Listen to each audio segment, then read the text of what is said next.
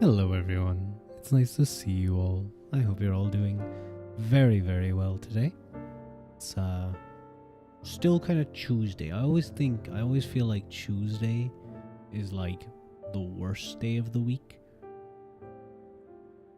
Cause at least with Monday, it's like, you know it's gonna be rough because it's the furthest day from the day off. But at least the day before, you know, you had a nice relaxing day. Tuesday is like, it's not the midpoint that you can be like, I'm through the midpoint of the week now, I can relax.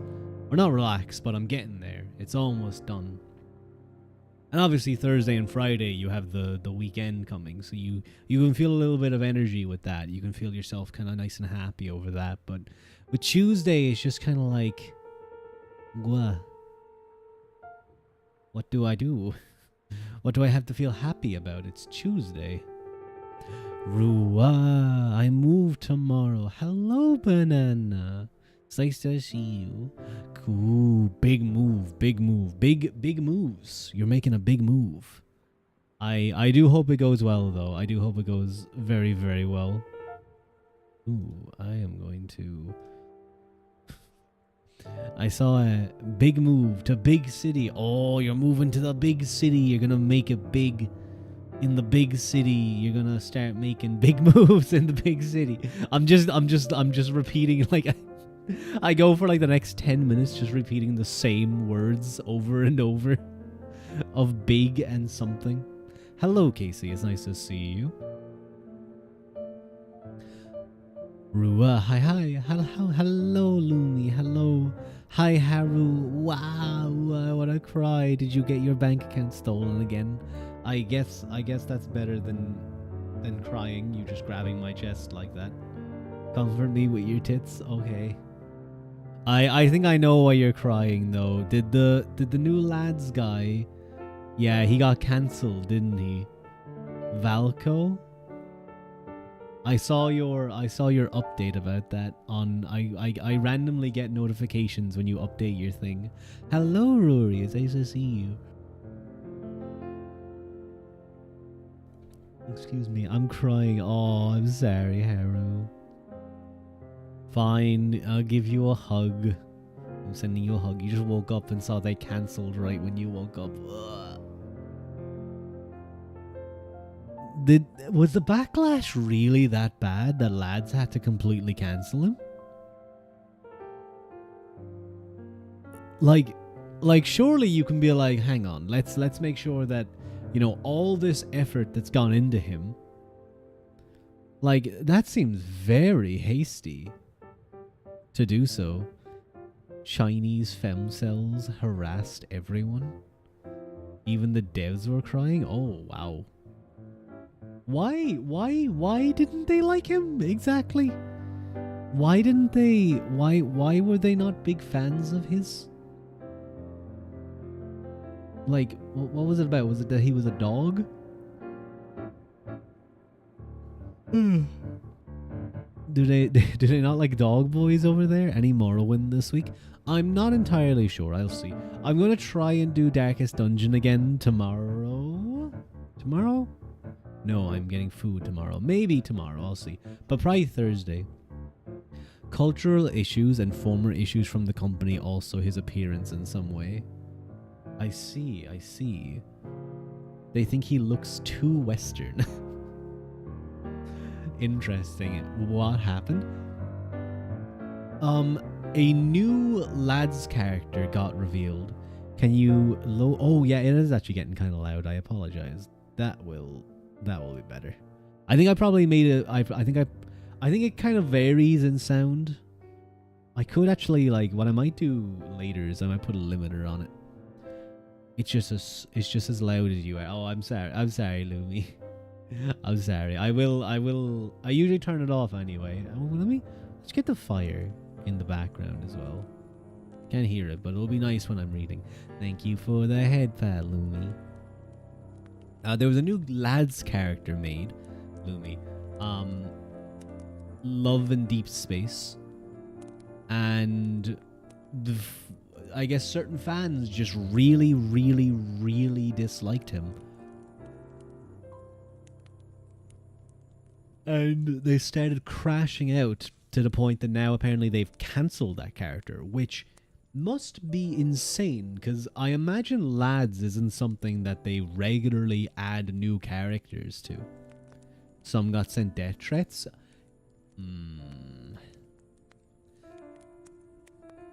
Yeah, what hell? The fault lies in the company, but it's so unfair how the fans harassed the character and everyone who liked him. Heh? It does seem a little... They threatened the employees. Yeah, that's... Over a pup boyo? Yeah, apparently. It's not a good situation. It's not a good situation at all. Some fans are very, very protective of their thing. It's a weird situation. I'll have to like look into why they hated him so much. It's so unfair, very parasocial. Oh yeah, it's extremely parasocial. Is strong in those. Perhaps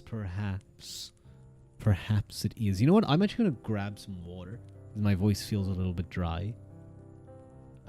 Give me a moment.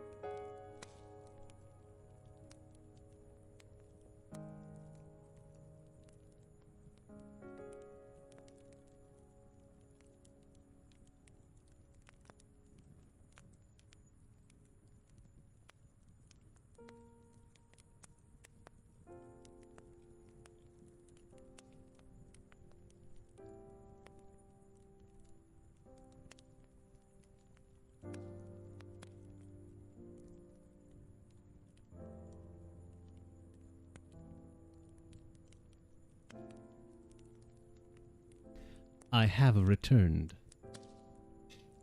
Where are my Weber? I need my Webers in chat. Oh, I got some nice fridge water, so you know it's nice and cold. No, Casey, don't pinch me. I said Webers, not pinch. I said Webers, not pinch. Why drag him like everyone who likes him and harasses them? Ruadh, restart stream. I'm at a 6/7 stream streak. I don't think it would work. I'd have to wait like 30 minutes to do so. Something called 713 incident and something about inviting a wolf in the main character's house, which means something bad in China or something. Inviting a wolf into the main character's house.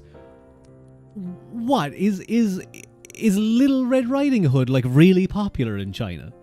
Is Little Red Riding Hood like the most popular fairy tale over there? And it's like, don't you dare invite a wolf into this house.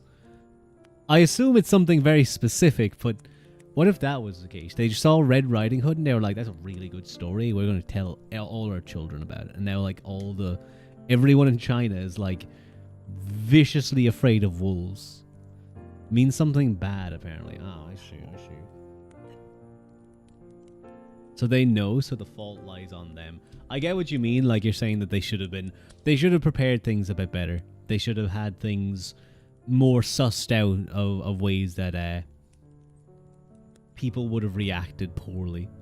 I'm guessing you mean doesn't justify all the shit.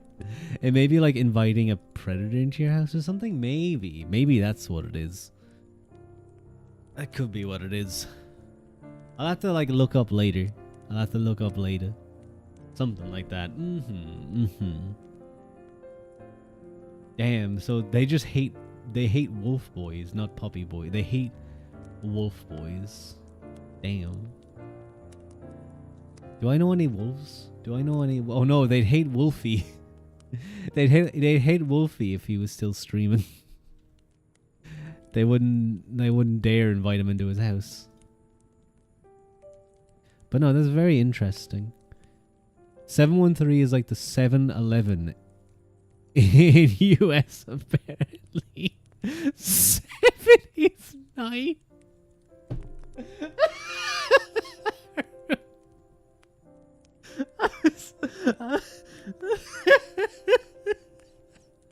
That's such a funny way to type it. I'm sorry, that's so... You don't know if Twitch will censor it, that makes sense, but I see. And yeah, I understand if like there's a specific incident that I'm totally not typing that in.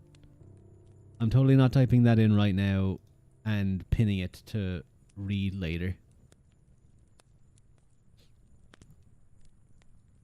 9/11. It's not censored, yeah. I don't think you guys can just spam 9/11 though. I think that wouldn't look good on me or as like you guys for moderation. But 7 is 9. This is so funny. Can we spam 6-7? I'd rather you not. You know what the worst part? I said this before. But it's still true. I hate playing Sudoku now because I like play Sudoku now and then during breaks because it's a nice game to play. But the 6-7 meme has ruined my goddamn like time when I play that because I'll be like nearing the finish of a puzzle. I'll be getting to the point where I can start doing Sudokus. I can start doing boxes. So I'll be like, okay, 1, 2, 3, 4, 5, 6, 7. 1, 2, 3, 4, 5, 6. Oh, really? You want to know what's really not right? Left. Oh yeah, sure. Tell me what's really not right. That sounded kind of bad. Left. Oh, I knew. What sounded bad was I accidentally took a screenshot. I was checking something. I just thought you guys would hear like. Yep, I got you. I knew the joke. Do you guys want to hear a long joke? Actually, do you guys want? Actually, speaking of jokes, one of my favorite jokes of all time. It's not even a joke. It's Norm Macdonald. It's Norm Macdonald and another guy. You know what's really shitty though? Sure. 2 of my interviews got bombed. Wait, 2? I thought it was only 1. Haru, I'm so sorry. After bad news, I'm gonna cry. I am sending you the biggest hug.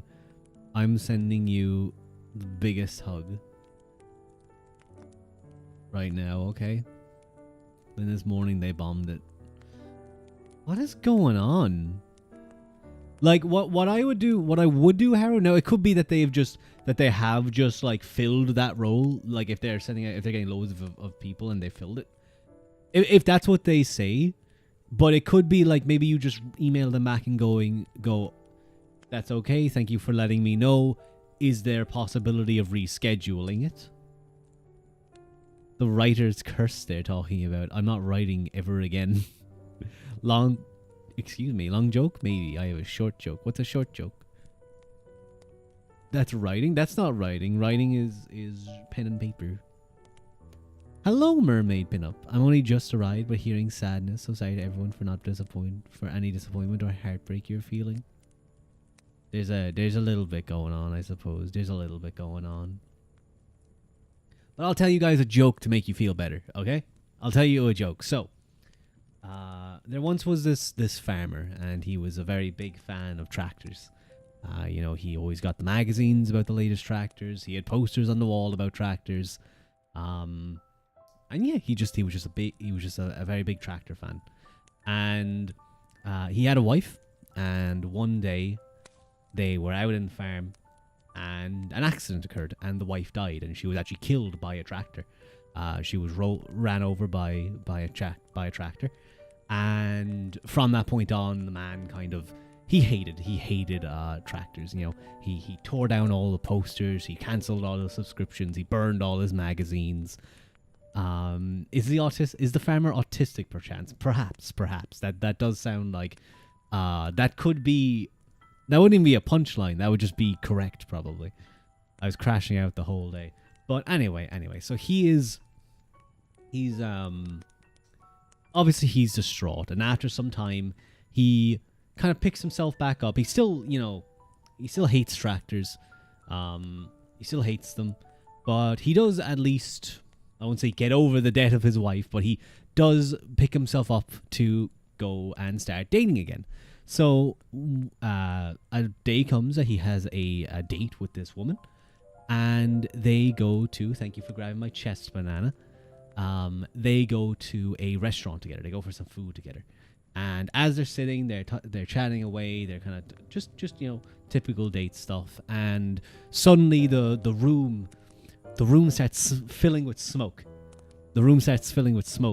And people are freaking out, and the farmer he goes, no, it's okay, I can deal with this. And he goes and he breathes in all the smoke, all of it. He just takes it all into his lungs, and he runs over to a window and he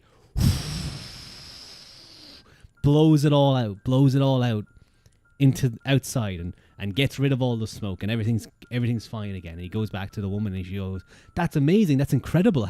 How did you do that?" And he goes, "Well, I'm an Extractor fan."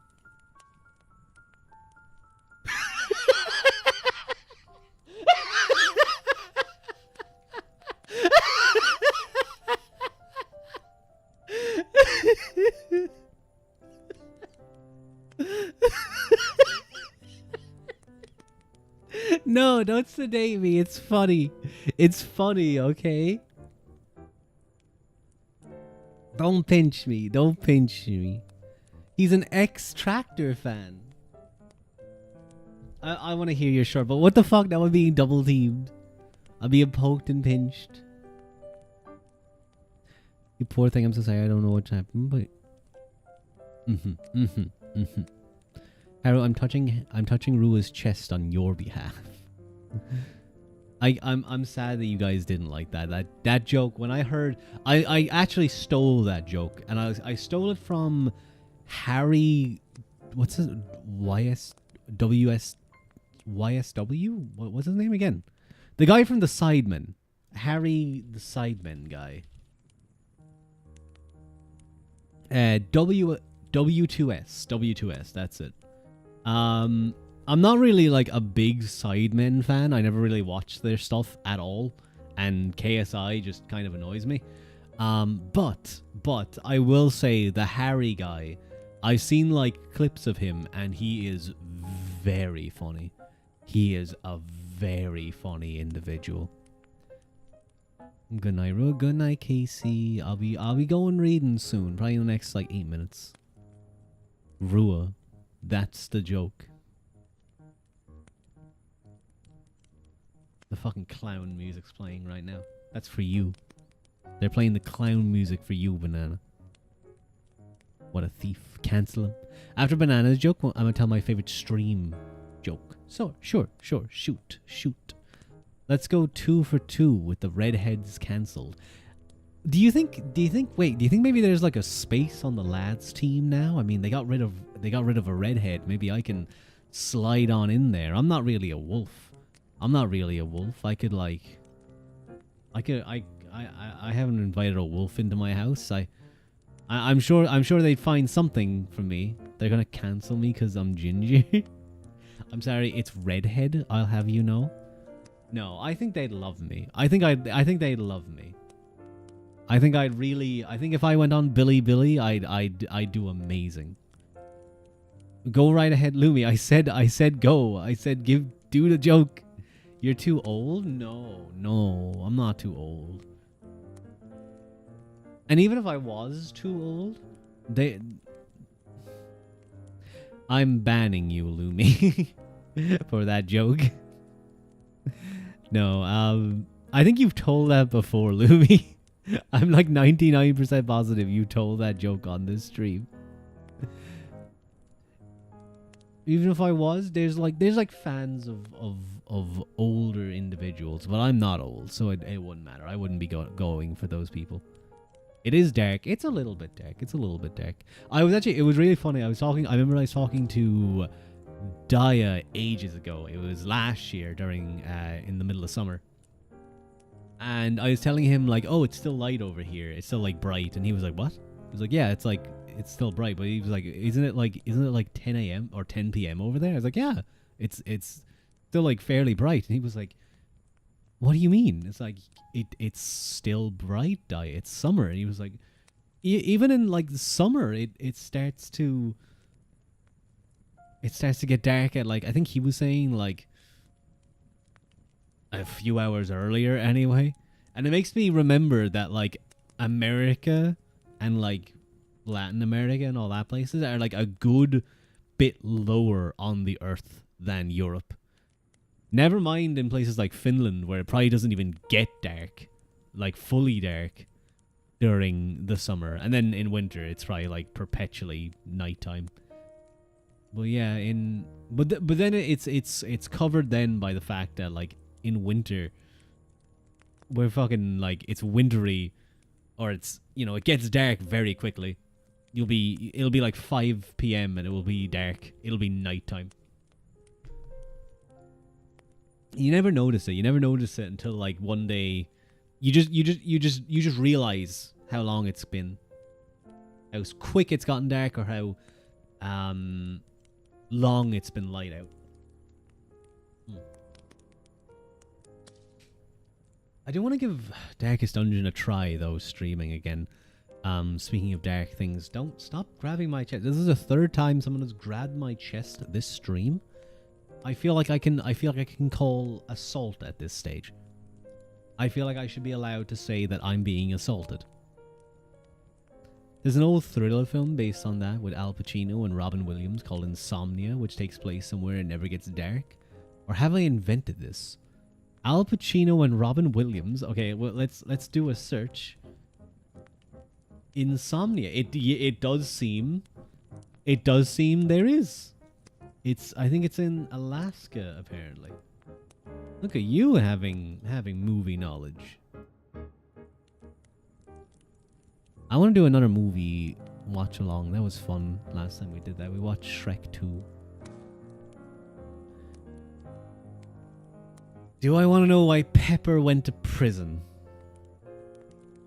Sure, Lumi. Tell me why Pepper went to prison. Let me hear it. I need Tata comfort. Fine, this time I won't call you out for assault.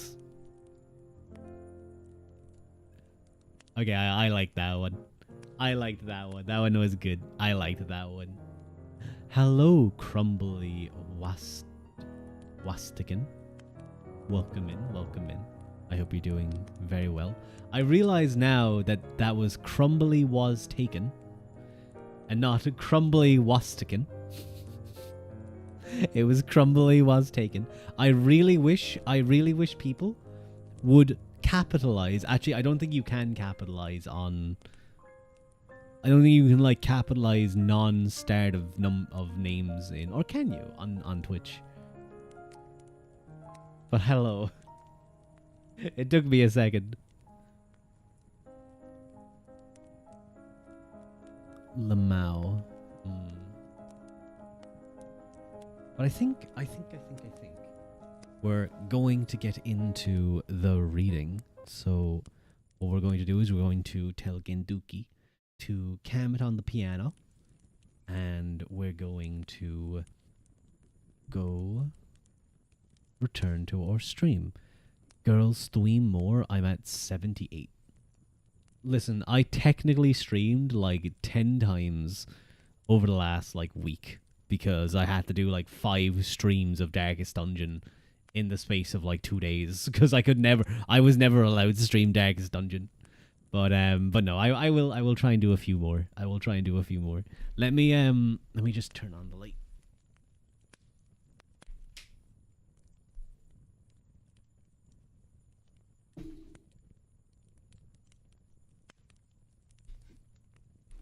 Which hates that game. It really does. I think yeah, and the third time it was the internet. The second and first time it was like maybe some OBS issue or like a graphics card issue, but it wouldn't even make sense if it was a graphics card issue because it was a 3080. It should be more than capable. I have streamed Baldur's Gate at the highest quality. I eventually turned it down because I remember I blue screened for the first time ever on this PC in like one area while I was streaming, but I've been able to run Baldur's Gate while streaming. I think it can fucking run Darkest Dungeon and its 2D sprites. But we are going to return to our book reading, so the actual ASMR portion of this stream will now begin. You know what I haven't done in a while? I haven't done like a proper ASMR stream, you know, with my 3DO. I should do that at some point. I think that could be nice. Tapping on stuff. Either I do it, I could maybe try and do it tomorrow because my nails are getting long and they're getting to the point where I cut them. And I always find that I decide to do an ASMR stream like the day after I cut my nails and then I can't tap on them. Get an ear pick. Maybe I should get an ear pick. I do know, Haru, you like that scratches. You like those scratchy noises. I still need to get a new stand for it, by the way. I have a new mic stand. That's why I haven't been dropping you guys recently. But yeah, maybe I need to get like a new microphone stand for that thing. I mean, it works. It works just leaving it on the floor. But anyway.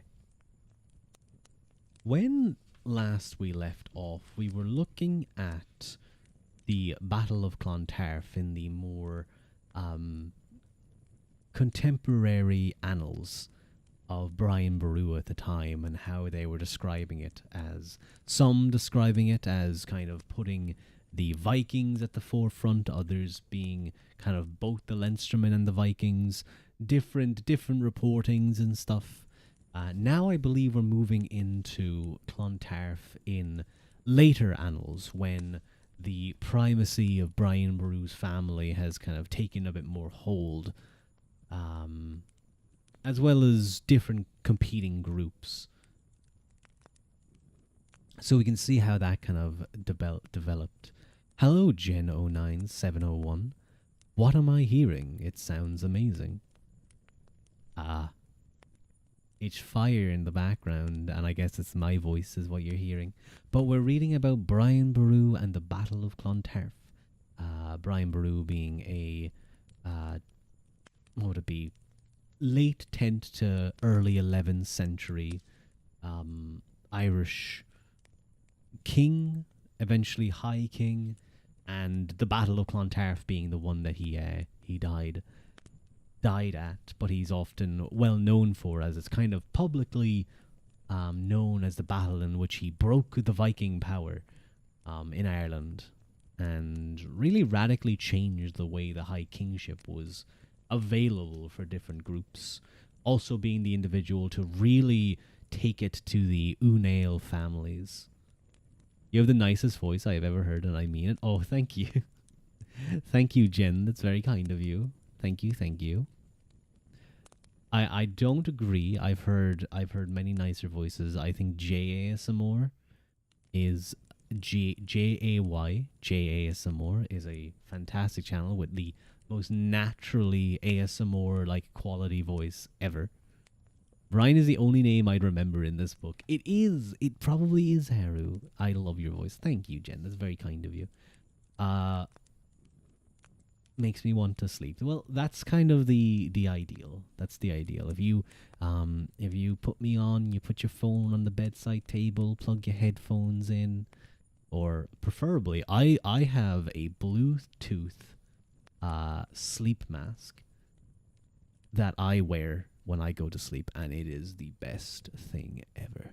I always wake up with it off, but when I pull that over my eyes and I closed it, and I get the ASMR or whatever video I'm watching, you also have one. Based. They're so good. They're so comfortable. They're so comfortable. It's really nice to they're just relaxing, you know. It's like weighted. Even though I've never used a weighted blanket, I do understand the concept of like the weight on your body is just kind of nice. Like I've done it before where I've had multiple blankets over me, and it's like, oh, it's really cozy. And now and then I found your stream. It'll be even more fun. Oh, I'm glad. I'm glad to hear that, Jen. But yeah, we are just about to get back into the reading, so I hope you enjoy. We are quite a ways into the book, so it'll probably be, you know, something that you can just put on in the background and just enjoy. And many of the names are quite difficult, so don't worry. It's more I'm just background noise for you guys to either fall asleep to just maybe be weird in my chat. I don't know. But I do hope you guys enjoy. Clontarf in the later annal collections. Sending sweet dreams to everyone. Thank you, Mermaid. The version of these events preserved in the Annals of Ulster, a 15th century manuscript, was copied quite faithfully into the 17th century compilations, usually called Chronicon Scotorum and the Annals of the Four Masters. They do, however, insert occasional morsels of information, as ever the problem is knowing whether this came from another contemporary source that is now lost, or whether it is no more than folklore. And it can be a complex story, because on the one hand, both of these sources give, if anything, greater emphasis to the foreign component among Brian's opposition, and yet provide additional names of Leinster lords who died in the conflict.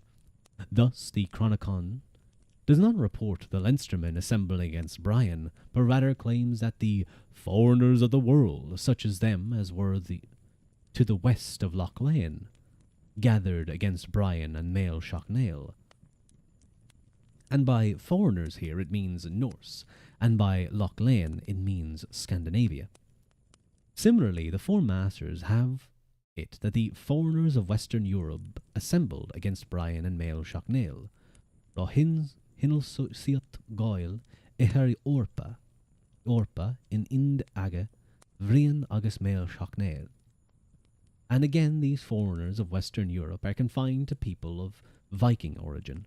But both sources tell us that in addition to the Ufalan king of Leinster, Mael Morda mac Morhada, there also fell an Merdig prince, Tuathul mac Aguirre, who was a potential king of Leinster, and the son of Grogarbon mac Crohur, Rig Damna of Ufelga. And one presumes that we can trust these new names, as there can hardly have been much incentive to concoct them as such a late date. They certainly seem to be historical figures. Tuathul presumably being a son of the Aguirre who died in the Battle of Bithlon in 978, while we have both annalistic and genealogical records of the family of Brogabán, son of the Crohur, from whom the Ua Crohur Faligi, the O'Connor Fairley, descend. Interestingly, too, the Chronicon is faithful to its source to the extent that it does not record the date of battle, and does not mention the place name Clontarf. The Four Masters, on the other hand, are quite clear about both the time and place. Quote, a spirited, fierce, violent, vengeful, and furious battle was fought between them, the like of which was not to be found in that time at Clontarf, on the Friday before Easter precisely. Fecar chachroha, ahis argav, Eng Anamaratok, Etora Danafre, Saul Ishin Amshashin, Hick Clontarf, in Shin Ena Rikask, the Shora. Hunra. This is clearly information acquired from an alternative source, which does not, of course, invalidate it, as we shall see. But it seems unlikely that the compilers can be right in their belief that Brian was in his 88 year, as discussed earlier, or that his son, Murked, was in his 63rd year. Admittedly, Murked had a son, Terdalbuck, who was old enough to die fighting in the battle, but a more likely estimate of all the ages of all three would put Brian at 73, Mirchad at 50, and Teirdelbach no more than a teenager. According to the Koga, he was only 15 when he had died. A more substantial point of divergence between the account of the battle in these sources on the one hand and the near contemporary accounts, I've forgotten to use my book. My book toggle, there we go, we have the book.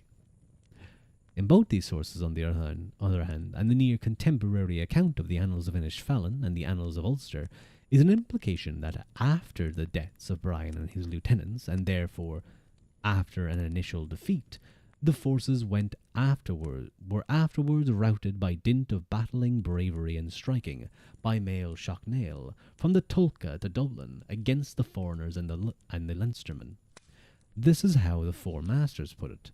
The Chronicon, which is partly illegible here, may omit Mael Shocknail, but nevertheless retains the sense that in the first stages of the confrontation, perhaps at Clontarf, Brian's forces were actually discomfited, but that in secondary engagement further south, between the Tulka and the Liffey perhaps, led by Mael Shocknail's contingent, the day was saved.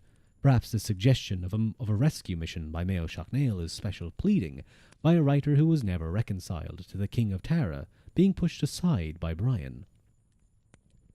But nevertheless, there may be something to it. I feel like it's really dry today. I'm gonna have to keep sipping on my water.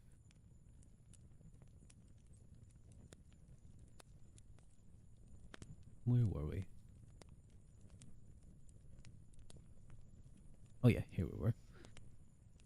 Whatever else, this has the merit of being feasible, which is more than can be said of the other great annalistic account of the battle that preserved in the Annals of Loch Key, and the related Annals of Boyle. The Annals of Loch Key is in fact a book put together in Connacht in the 16th century, which intentionally begins with the events of the year 1014, omitting everything that happened in Ireland before that date, as its compiler evidently thought Clontarf ushered in a whole new phase in Irish history, and perhaps because he was beginning his book with it, he wanted to begin with a flourish, so he presents a dramatically embellished account of the battle. I'm melting, it's so hot. I'm sorry, Jen. It's been relatively nicer here than it has been in the last couple of days, where it was way too warm. Definitely more manageable. But I know other places are still getting hit. You're from Austria. Oh, God. Oh, no. I know Western and Central Europe are having a real rough time. I'm so sorry. You guys have to deal with that. Even though it is certain, therefore, that a contemporary notice from the Annals of Ulster underlies Loch Key's accounts, the whole thing has been blown up into a piece of literature as much as history. This is a pity, at least, it is to historians, as when he is not indulging in flights of fancy, the Loch Key chronicler has things to tell us. He was not persuaded, for instance, by those other voices that would see Brian mustering almost all of Ireland to his banner. In fact, he confesses that, quote, Brian assembled neither host nor multitude against this great army of the west of the world and of foreigners, but the men of Munster alone, and Mael Shocknail with the men of Meath. For there came not to him the Ulaid, nor the Arigiala, nor the Kenil Noan, nor the Kenil Conoil, nor the men of Connacht, save the Uamain and the Uafiachroch, and the Kenil Neda. For there did not exist goodwill between Brian and Tig, in Eich Giel, son of Cahal Macrahur, king of Connacht, and hence it was Tig that refused to go with Brian to the battle at Clontarf. This preoccupation with Connacht is accounted for, of course, by the book's provenance there, and perhaps the author knew something that we did not about the poor state of relations between Brian and Tig in Uachtrahur.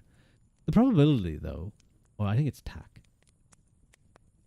is that the writer's conclusion that there was a dearth of support for Brian is based on nothing more scientific than a perusal of the casualty list in the Standard Annals, when therefore we see him describe how Brian, whom he calls by his famous nickname Boreum, set up camp in Clontarf in Old Mag Elta, to the north of Dublin. It appears that he may have gotten his hands on some lost annalistic material, except that he adds, to attack Dublin on this occasion was not to attack a neglected neglected breach. It was like putting a hand into the griffin's nest to assail it. It would not be evading conflict, but seeking great battles and contests to advance against the multitude that had then arrived there. For the choicest brave men and heroes of the island of Brian had arrived there, from Caer Ebroch, York, and from Caer Aegist, and from Caer Gonoith. There arrived there, moreover, the principal kings and chieftains, knights and warriors, champions of valour and brave men of the north of the world, both those black Scandinavians and fair Scandinavians, in the following and in the friendship of the foreigners, until they were in Dublin with Sitric, the son of Amlaeb, offering war and battle to the Irish. Thither came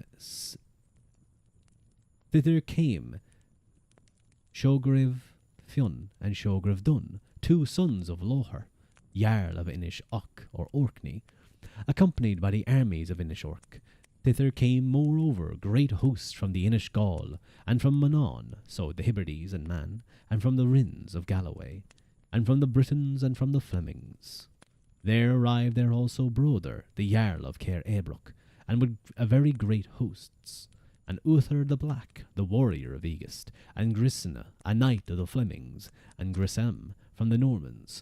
There arrived there likewise 1,000 bold, brave, powerful heroes of the Black Danars, with shields and targets and many corslets. From Tarfin, the great armies and famous bards of all the tribes of the foreigners were also there, and the merchants who had come from the lands of France and from the Saxons and from the Britons and the Romans. From this, it is clear the writer has ceased retelling what he knows to be fact and embarked on a storytelling for the purposes of entertainment.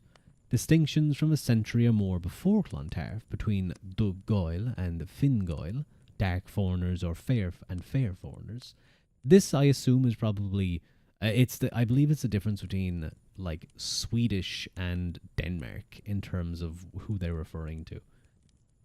I resurrected to give us black Lochlanocks and fair Lochlanocks and 1,000 black Danars, and even Sigurd, Earl of Orkney, has become two contrasting bright dark men.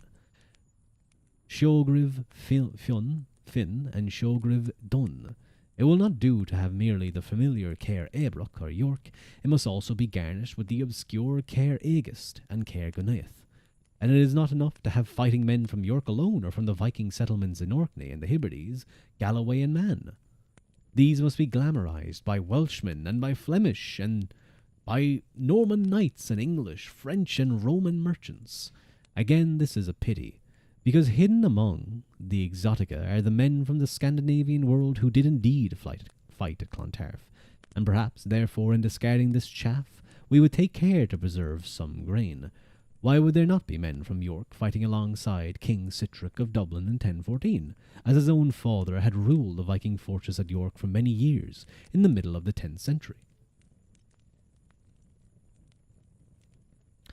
Echo is snuggling me and it feels like 98 degrees. Oh, 36. Oh god, that's really hot. I hope that, and having like a cat cuddling up against you will just make it even hotter. Oh god. I remember on one summer it was very hot and I was sleeping. Excuse me. I was sleeping and two dogs were in the bed with me. Hello, Casper. I see. Thank you for translating, Casper. Hot man. You, I feel like, will fit in here then. If that is your reaction. Because I feel like that's what all of my viewers are like. But welcome in. Thank you for the first time chat. It's nice to meet you. Finally, someone said it. You have a fan pointed at your face. I have one too. Maybe I should use that. I need to go out Thursday and the weather app said it's gonna hit 101F. What's 101F? 101F to C. 38. Ugh, Haru. That sounds disgusting. Show them your thighs. Show off your sword, hot man. Fine, you know what? Fine, I will show off my sword. There you go. Now you see the long sword. See? It's very cool. Even like it would probably be a little bit difficult to get it out. I always like to imagine that like Rua, like I have like a little like strap at the back that I can pull that makes the knot come undone, and then the sword is just easily able to be like, you know, pulled out or like like wielded. Let me get a bit closer again. Hi. No hand holding. No legend. No hand holding. Get off of me. No hand holding allowed. Why is that? I accidentally moused over. I was trying to make myself smaller, but I put my hand I put my hand on, or my mouse on the hand, and I made it tiny. He's got really big swords. Love the outfit thing, King. Thank you, Jen. I don't speak for English, but plus minus understand. That's okay. You know what, Casper? We get a lot of people that don't, not a lot, but some people that don't speak English. I think they just enjoy listening. So I hope you can enjoy. Show them your dogs. They're not seeing my dogs. But it's nice to meet you. Thank you, Casper11, for the follow. And hi, Legend. I hope you're doing well.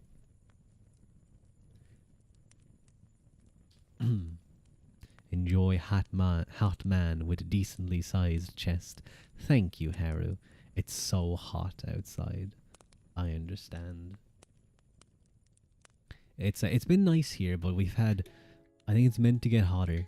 Hello, Dumbo Dude 2. Welcome in. You're snacking on ice cubes. I love snacking on ice cubes when it's hot.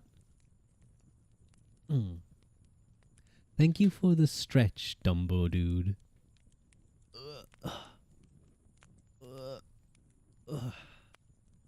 There might be something. There's better be something about his thighs in here. There isn't. There's nothing on this video, on that video, that is about thighs. It is about lower. Oh, I need a good stretch. My AC is on blast. Poor Bills. I'm sorry, Haru. But like in that type of weather, you need. It's like that sounds like whether you live or die in. Where were we? Oh yeah.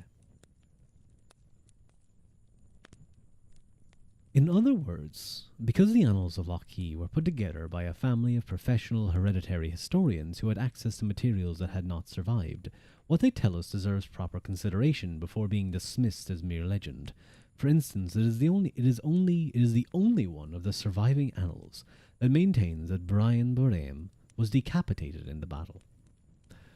Quote, the High King, Brian MacKennetig, and his nephew, Coneg MacDonaghan, were behind the battlements.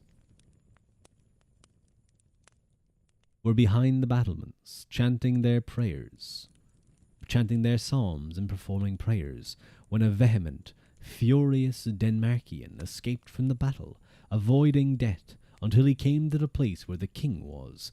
As soon as the Denmarkian perceived the king unguarded, he unsheathed his sword and beheaded the High King of Ireland. And he beheaded Coneg and likewise, and he himself fell in the mutual wounding of that fight. High King, royal weed guy. I've lived in worse weather. I was scorched literally when I was still in the Philippines, because the only way I could get internet access was by staying out in the sun. Oh my god, Haru. That could not have been good for you. And yeah, I can't imagine what the Philippines is like. Like, the issue with like Ireland and England is it gets very hot and very humid, and then it doesn't get a chance to cool off because the days are so long. So like you end up sitting in like mid-20s, like low 20s, mid-20s at nighttime, and it being like 90 plus humidity. I might be in danger of skin cancer. Well, please just wear your sunscreen from now on, okay? Wear your sunscreen from now on.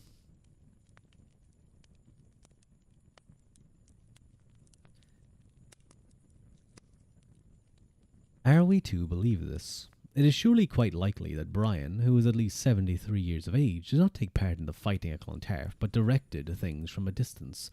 And it is possible that a trusted lieutenant for the king, like the king's nephew, stayed at his presence at all times. We do not know whether Brian, the man, was prayerful or profane. We do not know how an elderly king in the early 11th century would behave on such an occasion. But every member of Brian's family and every one of his extended kin who was of fighting age and not in holy orders would have been there before him on that day, risking life and limb for his cause, and he would have seen his son and grandson and many of the royalty of Munster and beyond cut down before his eyes in a battle that might go either way. Surely at some point in such a long and bloody day a Christian king turns to prayer. And it is not preposterous to think that a fleeting member of the opposing army might have happened upon Brian and his nephew at a remove from the action, and irrespective of whether they were praying or planning their next move, beheaded them both before he could be stopped. The fact is that the contemporary annals do state that after the battle, Conaing's head alone was brought for burial to Armagh, and we can assume therefore that he was indeed decapitated, and the rest of the body was not recovered.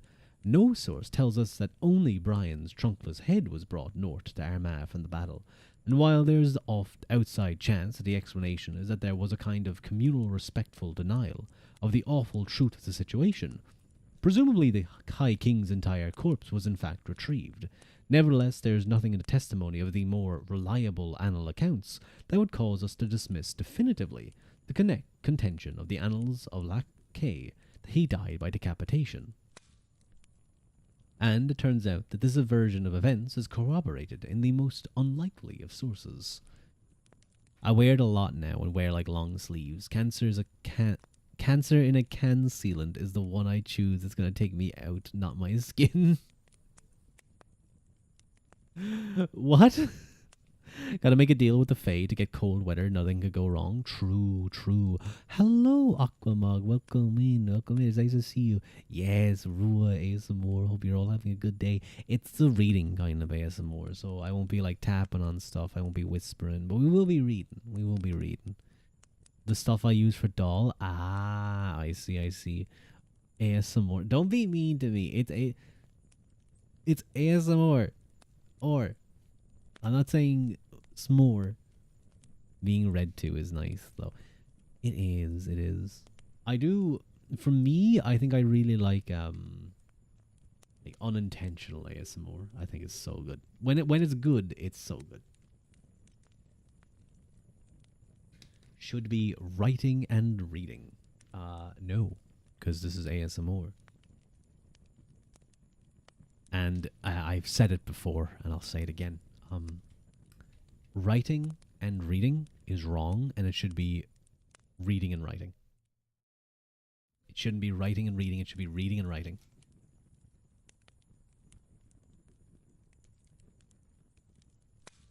I accidentally ASMR today because my mic picked up my pencil scratches on paper.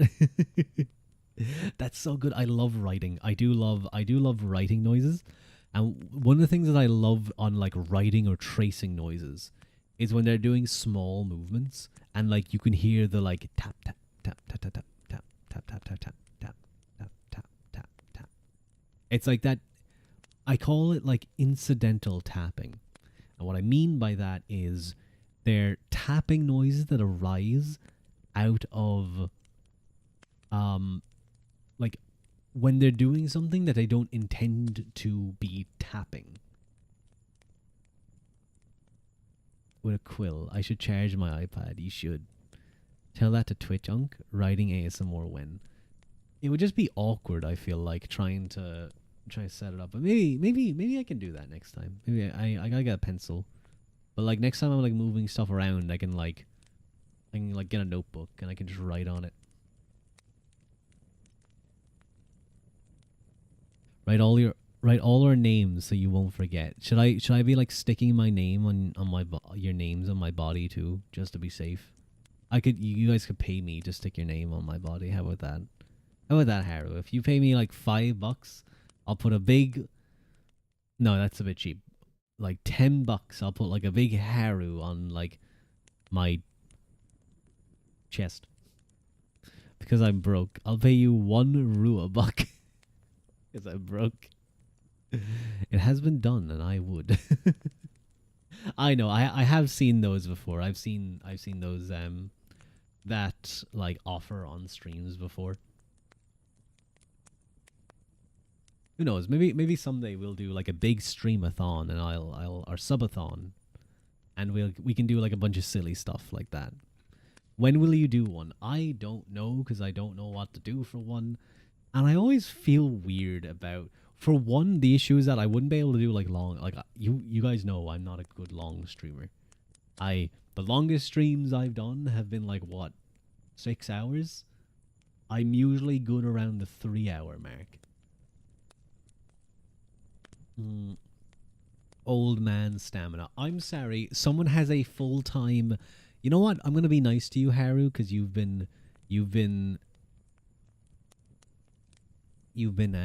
had a rough. I'm gonna censor the word, so I censored myself there. But full time, trying to be healthy, having a life, and streaming, it makes it very difficult. Get him some Viagra for stream. I feel like if I wanted energy for stream, it's either coffee or meth, or maybe cocaine. But somehow, I feel like Twitch maybe wouldn't appreciate that on stream. Do it when you're in vacay. Yeah, okay. Respectively, shush full-time plus stream is a lot. We are privileged to have Ruadh getting high on Steam. That's okay, bud. Me too. It is tough. It is tough. It doesn't help that my job usually involves a lot of Oh, I'm sorry, Haru. I'm sorry. My J-O-B. She's like a dog. Haru's like a dog. You have to spell things out. You guys do that when your dog, like, you don't want to scare your dog or like get them all excited, so you're like FOOD, WALK, BALL, bark a bark, and then they learn how to spell. That's the dangerous part, when they start learning how to spell. Some dogs are very smart. Some dogs are smart. They can be very, very funny. That's me with my little brother. Are you like what if you intentionally sabotaged his spelling so that you can, his like spelling learning, so that you can like stay quiet about things? You can like keep him ignorant for longer. That would be a terrible thing to do. Don't do that, Haru. Need to put a collar and leash on Ruadh since he barked. Don't remind me of the roof. And no, you're not allowed to put a collar and leash on me. I guess I have the torque. That kind of is like a almost collar.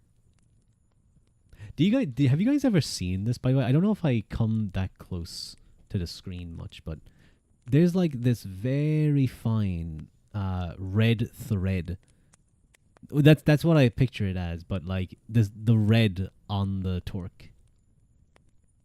It might be difficult to see in this lighting, but it's not like silver that just goes around. It's like a red thread. Yeah. Don't poke me. What the fuck, Legend? Don't stop. No. Not when I get close. Not when I get close. You're able to poke harder.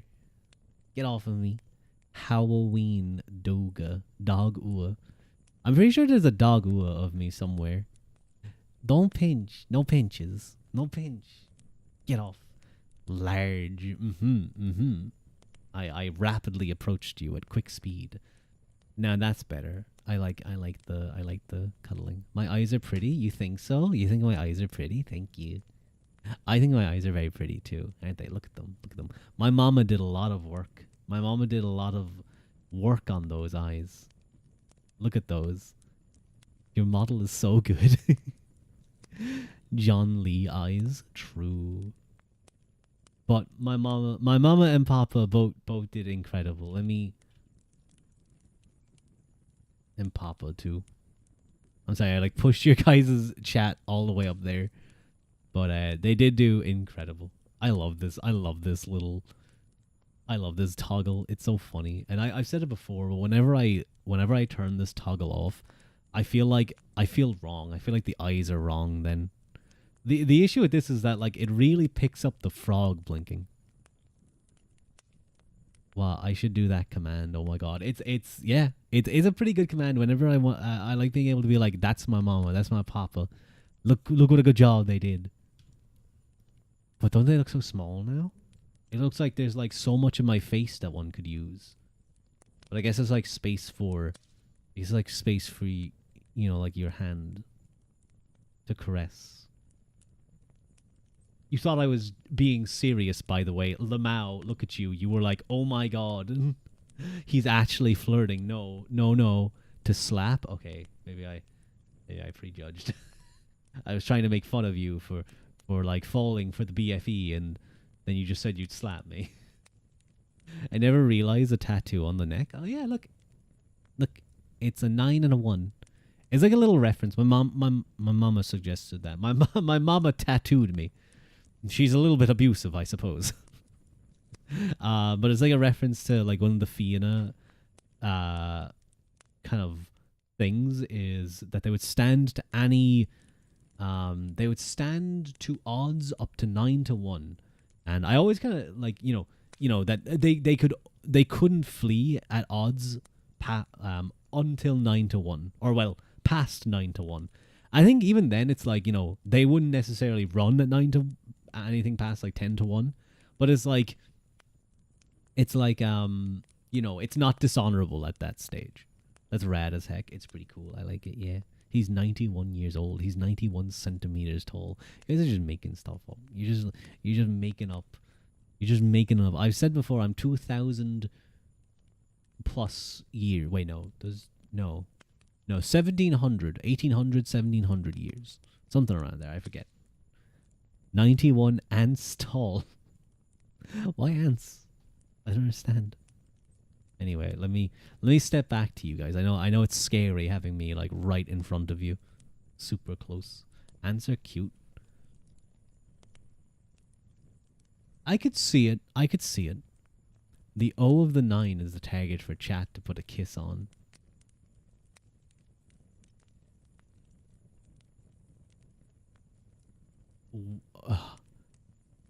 That's lewd.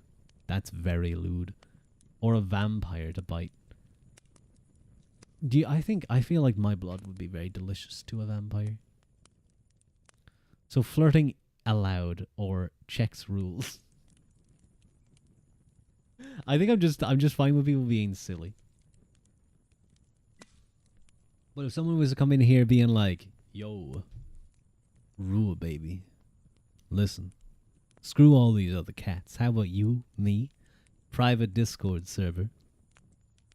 We ERP like we're back on DeviantArt. Ruadh baby, I'm crying. Okay, so you're platonically you were fine. Good job, Aquamog. Clap, clap, clap, clap.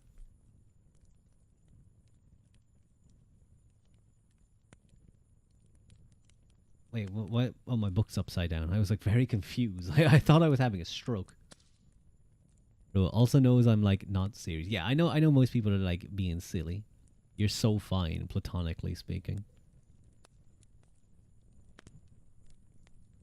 Never serious. No. You ugly. I was like not expecting the /J there. I thought you were just gonna say you ugly platonically. I'll draw Ua pregnant, but I won't put my lips on the man. That's a wild statement. With all the friendship in the world, your voice and model are great. You are great. Thank you, Aqua Boy. This is very kind of you. I say all this and then I do like NSFW art for you guys to enjoy. I drew him preggers. I'm just a photographer. You did. Don't hold my hand. Get off me, legend. No hand holding on stream. Okay, I'm gonna finish off this because we're near the end of this little section. We were, as we shall see, an account of the battle found its way to the Norse world and is preserved in the Icelandic sagas, and this version also states that Brian was beheaded. It is slightly different, though, in that In this account, Brian's companion is not also beheaded, but loses an arm, which is reattached when Brian's saintly blood flows over the wound. And as for Brian himself, when his corpse is being laid out, it is found that his severed head has similarly become reconnected to the torso. The fact is that Lockheed analysts seem to have had access to a source of some antiquity originating in or around Brian's kingdom of Dalkesh. The reason for saying so is that his account of the Battle of Clontarf proceeds to tell two dramatic tales or visions seen the night before the battle. Neither is remotely historical, but both must come from a lost Munster source. I got jump scared by lewd art and I will never be the same. The art is hella nice. Need more art on feed us your colony. But feeding you guys requires money. that was pricey. It actually wasn't that bad because I got it on like a little sale. But I do apologize, Aquamog, if every now and again you just get like jump scared by my art, by any like NSFW. Make your own art. Boom. Listen, if I was to draw art of myself doing something like that, it would be two stickmen. Maybe I call one of them a stick woman, and the item would be a line. The tool of use would be a slightly thicker line, like in a darker, heavier pencil. Okay. That would be the extent of my artistic abilities. The tier 3 subs will arrive when there's ear licking. I keep telling you. No. I don't want to do ear licking. I hate them. Anyone who likes them, I get it. I get that. I get like the triggers are different for different people, but I just can't stand them. Ruadh has his chat to draw him lewd art. Chat, do we ship Ruadh with a stick man or a stick woman or both? Well, boat, and he's no, that's not true, Haru. Aquamog, in my Discord, in the NSFW art section, I have two arts by the same drawer where we have done no I'm not. If you look at those arts, it is very clear what position I'm on, and it is not the bottom. Hello, Lancelot. It is very clear what position. There's just two. He did do another one. Where it was like the see-through Lena. Ruadh bouncing on it, a trampoline. That would be very cute. Can you guys draw me on a trampoline? Methinks the lady doth protest too much. This lady's gonna put a foot up your ass in fucking 5 seconds. Very tasteful. It was very good. Hang on, I'll draw you on a trampoline, buddy. Thank you, Aquabog. Thank you. This is very cute. Oh, and yeah, there you go. There's the Discord link. I think that link still works. It should still work. I think I did it for the unlimited Discord link. Hello, Morky Mork. A foot up my ass. Damn, at least buy me dinner first.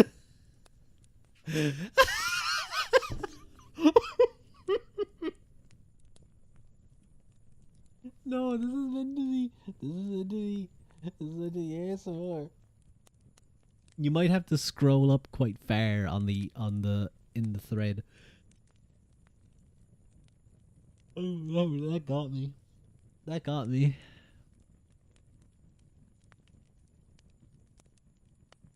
Okay, let me finish this section, because then at least I can say I did 10 pages. In the first vision, Brian's confidential retainer, Iderg Mac Urdon, sees a group of praying clerics coming towards the camp, which turn out to be Saint Sinon, come to collect debts from Brian that were due on the day of the battle. When Brian is told of the vision, he is greatly troubled, because 37 years before the Friday night in which Brian was slain, this vision had been seen by a man who had been at the killing of the foreigners on Scatterdy Island. We know from other sources that 37 years earlier, shortly after assuming the kingship, Brian had indeed taken revenge on the Norse of Limerick, who had been involved in the murder of his brother Matt Gamon, by following them to the monastery of Saint Sinon on Inishkaig, in the Shannon Estuary, where Emer of Limerick had established a base. The Norse were presumably expecting the protection of sanctuary there, but Brian allowed them none and slaughtered them instead, the annals portraying this as a violation or profanation of the monastery. This event replicated a similar slight to the community there 3 years earlier, when Inishkahig was attacked by Macus Mac Eirlith and the Logmen, the lawmen of the Isles, probably in collaboration with Dalkesh, as a result of which Emer of Limerick was captured and brought overseas, making good his escape only in the following year, an affront that was likewise described as the violation of Sinon. Obviously, the point of the premonition, witnessed the night before Clontarf, was that Saint Sinon would finally get retribution by Brian's death, but the story's effect is dependent on circumstantial knowledge. To get the point, one needed to know that Brian and the clerics of Scatterty had never been close, and why this was, and therefore needed to know what had happened in 977, a relatively inconsequential deed nationally, but with sizable implications locally. We can take it therefore that the source for this supposed vision was also local. And this holds true for the second of these strange forebodings recorded in the annals of Lough Key. In this story, Brian is visited the night before by the fairy woman Aibeen, daughter of Don Olen, from the Sheath or otherworld mound of Criachlia, who tells him of his imminent death and that the first of his sons whom he would see next would be the one to succeed him. He therefore sends to Mirkud, but it is Donca who comes first to him, to Brian's chargin, who is then obliged to tell Mirkud that which I should wish God has not permitted to you. Aibeen of Crialuk is a Dalkesh otherworldly figure, and we can assume a Dalkesh source for this story, someone who was perhaps not too pleased at Donca's succession. Incidentally, a version of the story also occurs in a poem by the great Munster poet Gofraid Fionn Uadalig. And sure enough, the story also occurs in the Coga Galav Rigalav, or Gaelic Rigalav, although only in the 17th century manuscript, as this part of the narrative is missing in the earlier manuscripts, and surely therefore it originated within Dalkesh, close in time to Brian's demise. The lesson to be learnt is not to dismiss out of hand even later romanticised accounts of Clontarf, as they may contain still important nuggets of information and inherited memories. I like the ice popsicle you got. That looks like the how far you are getting meme on Twitter. He didn't say how far he got though. Not very far based on the image. Yeah, there's like a bite mark out of the purple piece. But no, it was a fruit pastel ice pop or ice lolly. It was very tasty. It was very refreshing, I will say. It was quite nice. I was actually like quite happy with it. Hi everyone, I'm going to sleep with you today. Hi Sochi. I understand what you mean by going to sleep with, but that's kind of a funny way to phrase it in English. But thank you for the head pats and thank you for showing up. Thank you.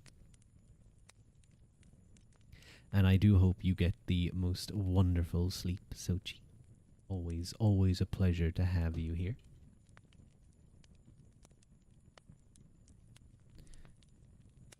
How long is this section on the Koga? Oh, it's quite long, actually. How long is the initial section, then? Just this.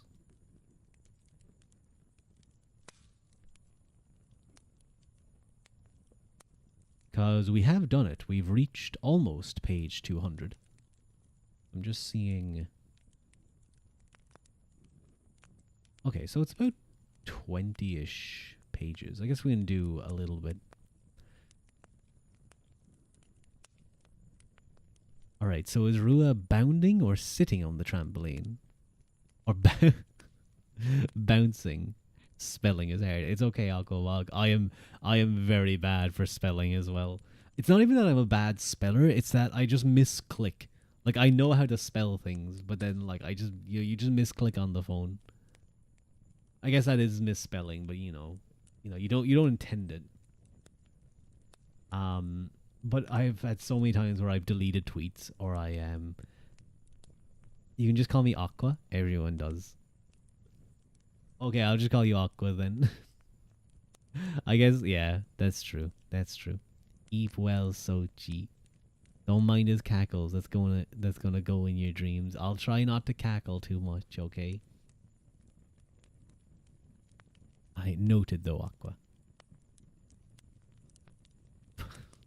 You mother. I was like, have a lovely sleep, sweet dreams. Then you hit me with the push-ups. Fine, fine, fine. We'll do some push-ups. We'll do some push-ups. I was doing back and buys in the gym today, so it shouldn't be too bad.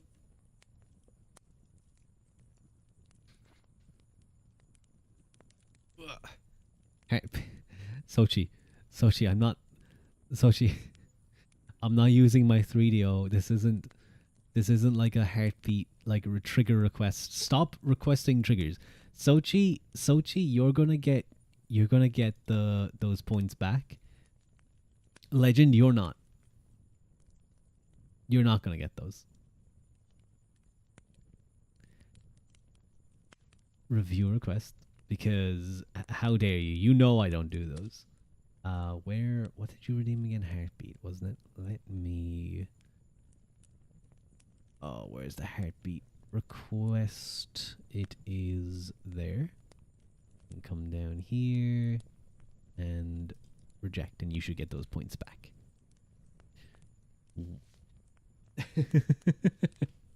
Legend gets punished. You deserve it. You deserve it for suggesting I do ear licking. It's only 750 points. It's like 2 streams. Not even 2 streams.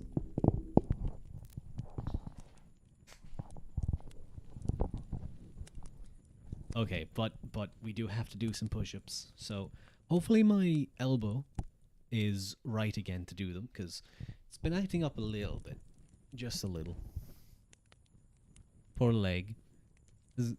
He's gonna shave you next time you suggest that. Okay.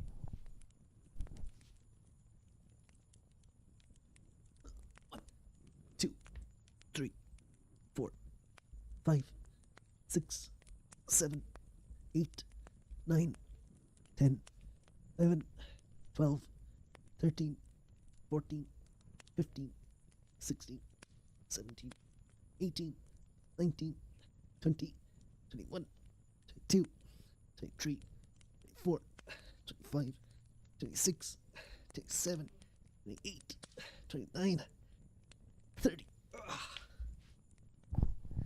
There we go. Nice, easy. 30 push-ups. Okay, let me sit back down.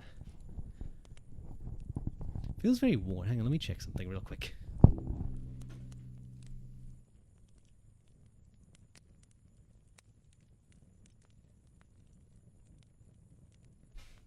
I'm going to...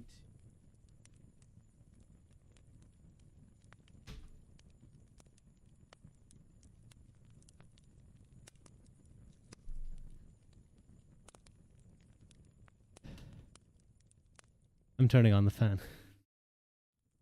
Okay, now it's hitting me. Maybe you guys are gonna get the deep breathing for a little bit. That's why you request the push-ups, isn't it? Book. Where's my book? I'll hit you with my book a little bit. No, don't hold my hand, Legend. Stop. This is like the 3rd time you've held my hand on stream. Go drown? I will. I'll go drown a little.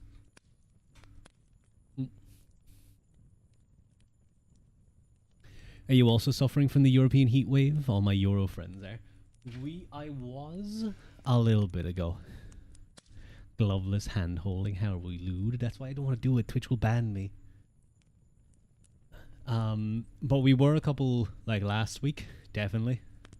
I was anyway. I don't deal with the heat well. And it was so muggy at night. It was like 90 plus humidity or something, and it was just horrible. Um, but it's been much nicer this week, much more comfortable. It's meant to get a little bit hotter, but neither, not too bad. Me neither. Do you want to move to the Arctic Circle with me? Platonically, of course. Maybe that would be good. I would like to be like, that would be nice. The Arctic Circle. There's nothing bad happens there.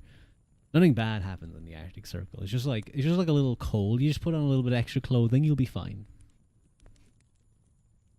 I think I did hear that apparently the Arctic adventurers, like the explorers, like Tom Crean, Ernest Shackleton, all them, when you were like on Antarctica and you were traveling through it, you had to be eating like 10,000 calories a day because of how much calories you'd be burning. It's fine. We'll just have to fend off the polar bears. That's fine. It's like, like I've seen people like scare off bears before. You just bang some pots and pans and make yourself big and shout. Now, to be fair, those look like the black bears. I think it's the same with polar bears, right? They're like little guys. You just go wah wah wah wah wah. Can you hug the bear? I will give the polar bear a big hug, a big strong hug. It's probably very warm. And the leopard seals and the orcas and I feel like as long as you're not in the water, the leopard seal won't be too bad. Hello, son. Going to the Arctic today is crazy, but imagine people doing it back in the 1910s. Yeah, yeah. Tom Crean. There's a book about Tom Crean, an Irish Arctic explorer who was on 3 Arctic adventures, but the third one was more the story of Ernest Shackleton and their survival. It's a really great book. If you look up I don't know if it's called like the Forgotten Tale of Tom Crean or something, or just Tom Crean, but there's loads of great stories. There's still their old wooden huts they made out there. Really? Oh, that's really cool. Polar bears are much bigger. Oh yeah, no, I know, Aqua. I know polar bears are like huge, and they will eat you. They will happily eat you. It's not like black bears that are like, ooh, what's this thing? I don't like you. It's, oh, you're meat. You're warm and fleshy, and I'm going to eat you now. And their paws they're huge animals. I hope you're doing well, son, by the way. I'm going to do a little bit more reading, so let's get to it. We're into Chapter 5, the Coga Gael Rigalev. It is Coga Gael Rigalev that begins the process, and I'm just going to call it the Coga, that begins the process par excellence of bringing imagination to bear on events at and surrounding the Battle of Clontarf. It is often said that the Coga was written a century or more after the Great Battle, although the later research suggests that it might be somewhat older than that. The reason this matters is that there was still veterans of Clontarf alive 50 years after the battle, and there were yet more people alive who would have lived through the cataclysmic years of Brian's high kingship, and a text written by someone who had information supplied by such people is something of enormous value.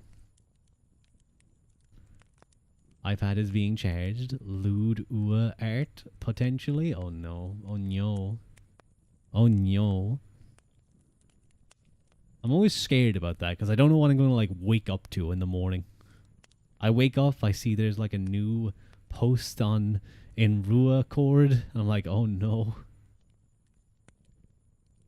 Of course, it must be taken with a pinch of salt, where its authors forgets he is a historian and becomes a political propagandist, or we forget that he is primarily the latter and not a historian in the modern sense. But even at this remove, it is quite frequently possible for us to detect such political points being made, and therefore to disregard them, and yet not to make the mistake of throwing the baby out with the bathwater. The Coga tells us that Brian mustered for his campaign against Dublin and Leinster on St. Patrick's Day, 17th of March in 1014, but the Dubliners, hearing of it, sent messengers abroad in search of aid, and it lists of those who flocked to Dublin Banner has quite a bit in common with that of the annals of Loch Key in particular. Quote, "They invited unto them Jarl Bodr and Amlaeb, son of the king of Loch Lane, the two Jarls of Caer and all of the north of England. These two were the chiefs of fleets and outlaws and danars of all Western Europe, having no reverence, veneration, respect, or mercy for God or for men, for church or for sanctuary, at the head of 2,000 cruel, villainous, vicious, ferocious, plundering, hard-hearted, foreign, wonderful Denmarkians, selling and hiring themselves for gold and silver, and other treasures as well. And there was not one villain or robber of that 2,000 who had not polished, strong, triple-bladed, glittering armour, or refined iron, or of cool, uncording brass, encasing their sides and bodies from head to foot. They invited to them also Sirtrid, son of Lothar, Earl of the Orkney Islands and Isles also, with an assembled army of ignorant, barbarous, thoughtless, irreclaimable, unsociable foreigners of the Orkney Islands and of the Cat Islands, from Man and from Skye and from Lewis, from Kintyre and from Argyll, and from two barons of Coer Britons and Corndal Beilteach of the Britons of Kilmooney. They invited to them also Carlos and Ebric, two sons of the King of France and Platt, a strong knight of Loch Lane, and the hero Conmail. Obviously, there's a good deal of embroidery here. Amlaeb is described as a son of the King of Loch Lane, by which it perhaps meant Norway, but he is then said to be Jarl of Caer, possibly Chester or York, or just Chester, and the north of England. Presumably he is an invented figure and given the cliched name of many a son of the King of Loch Lane before him to appear in Irish waters, although what prompted it in this instance may be confusion with the Dubgal Mac Amlaeb, brother of Sitric of Dublin, killed at Clontarf. In fact, if the Coga had called Amlaeb son of the King of the Foreigners rather than of Loch Lane, it would have been right on the button, as King Sitric of Dublin had a son of this name, killed in England in 1034, and the family had indeed, as we have seen, a York connection. Ooh, let me check something real quick. We all good. Let me take another sip of water. I only have a tiny drop of water left on you. Otherwise, the enlisting of Norse assistance from Orkney and down along Scotland's western seaboard from Lewis to Skye to Argyll and Kintyre to the Isles of Man seems not only feasible but actually probable. Undoubtedly, the two barons of Coer Britons of the Britons of Caer Kilmooney is taking us into the arena of imagination, the former perhaps being Cornwall and the latter a Welsh chieftain from St. Davis, assuming that Kilmooney is the church of Mirmew, where David built this monastery. While these names seem fanciful, one needs to bear in mind that the contemporary Irish annals called Brian High King of the Irish of Ireland and of the foreigners and of the Britons, and such titles inevitably have a germ of truth in them. The claim being made, therefore, on Brian's behalf, in the annals is that he had received an acknowledgement of overlordship from the Irish and the Hiberno-Norse, which we know is true, and from the Welsh, or at least some Welsh. We do not know the exact link, but the fact is that relations between Ireland and Wales were so close in this era that not only is it demonstrable that Irish kings entered into the political arrangements with Welsh counterparts, but an Irishman could even become king in Wales, as the mysterious Rain was to do only 8 years after the Battle of Clontarf. What is more, there is fairly solid evidence that the Norse of Dublin or the Isles, or both, had at least a foothold in Anglesey. If the Norse claimed to be masters of some Welsh people, and Brian claimed to be the master of the Norse, ipso facto he was master of those same Welshmen. In other words, there is nothing improbable about the annalist's claim that Brian was High King of the Britons, i.e. had secured a declaration of fealty from at least one Welsh prince, and there was nothing remotely improbable about Sitric of Dublin looking to another Welsh lord for assistance against Brian at Clontarf, or gearing up for Brian's assault by drafting in reinforcements from possibly his estates there. We can afford to be more dismissive of the text's inclusion of Carlos and Ebric, two sons of the King of France. An individual called Anrath mac Aelbric, son of the King of Loch Lane, appears later in the text, and we may therefore imagine a Scandinavian background for Aebric or Ilbric. Carlos may get his name and title from a casual association of the name, correctly Carolus, with Frankish royalty since the days of Charlemagne, but it is actually found among the Norse of Dublin, Carlos mac Aemlaeb having died in 868. It has been suggested that the sword of Carlos, which became a prized trophy, was his. Less likely, perhaps, is that the Irish Carlos, who was a grandson of Clan Colmain's High King Donca Dun, who died in 944, and who was murdered in Dublin in 960. Donca Dun died 944. The Irish Carlos, the grandson, died in 960. This, though, would explain why the sword first occurs on record as late as 995, when it was forcibly surrendered by the Dubliners to Carlos's first cousin, the then High King, Mael Shocknail, along with the Ring of Pure, some Scandinavian name, Tolmer. In any event, the Carlos of the Coga and his colleague Ebric are certainly not sons of the King of France, but it is just possible that they were real people with some vague French connection, perhaps mercenaries from the Scandinavian colony in Normandy, who had arrived in Dublin in 1014 to help out in the city's hour of need. That was a pretty important colony in just a couple decades later. As for Brian's forces in the battle, in fairness to the author of the Coga, it must be said that he is very candid about the depleted nature of Brian's authority, perhaps in an attempt to magnify his achievement, though. The one who assembled to join him, he tells us, were the two provinces of Munster, Tuath Mumu and Desmumu, and Connacht, and the men of Mead. But the men of Mead were not faithful to him, for he knew himself that they would desert him at the approach of the battle, although they came to the muster. This, then, is the origin of the story that Mael Shocknail proved disloyal to his lord Brian, and perhaps there is some truth in it. But as we have seen, it is flatly contradicted by the statement of the Four Masters, that if anything, it was actually Mael Shocknail who won the day for Brian's side, snatching a late victory from the jaws of defeat after Brian himself had fallen.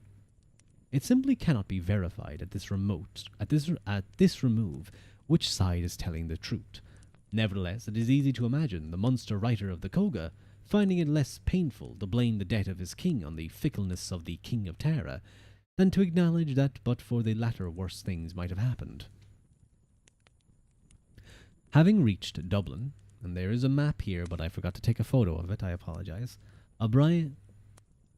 Brian's forces plundered the lands of Galba and Dunkada, north-east County Kildare and south-west County Dublin, and Fingal, north of the Liffey, even sacking the monastic lands of Kilmainham and Clondalkin. Brian's son Donca was dispatched with the forces of the Dalcash to attack the Leinster territories, where Leinster's armies were congregating at Dublin. When the foreigners saw Fingal and the area around Howth being set ablaze, they came north from Dublin into Mag Aelta, the coastal plain to which Howth Peninsula attaches, and they met and raised their battle standards on high. Brian, meanwhile, had pitched camp outside the Fiachta Áthaclia, a green area, possibly to the west of Dublin, often thought to be in the vicinity of Kilmainham. In which case, which would seem unlikely, he was perhaps 10 kilometres from where the Norse and Leinster army were assembling to counter those of his forces, who were plundering Fingal, and there he met his chief lieutenants in assembly. Brian was then on the green of Dublin with the nobles of the Dalcash in assembly, and with Mael Shocknail, and with Mircud and Conaig, and Taig, son of Coll, and with the nobles of Connacht together, and with the men of Munster and the men of Mead. But it happened that the men of Mead and Mael Shocknail were not of one mind with the rest. If we are to believe this, Brian's leading advisers were Mael Shocknail, whose motives, however, are suspect, Brian's senior son Mirkod, his nephew Conaing, both of whom were to die with him, and the king of Connacht, Taig, in Eich Gil Uachruhur. Although, as we have seen, the annals of Loch Kay are adamant that Taig did not join Brian on this occasion, although it may only be an error for Taig Uachalig, who we know from the annals was one of Brian's leading allies to fall at Clontarf. Caution is in order. Indeed, the Coga, or rather one version of the Coga, proceeds to ascribe an important leadership position to Ua Ruark of Breifne, the only account that pretends any role for Breifne at all in these events, and it is certain that this is a reverberation of an alliance dating from 100 or more years later, intruded into the narrative at this date.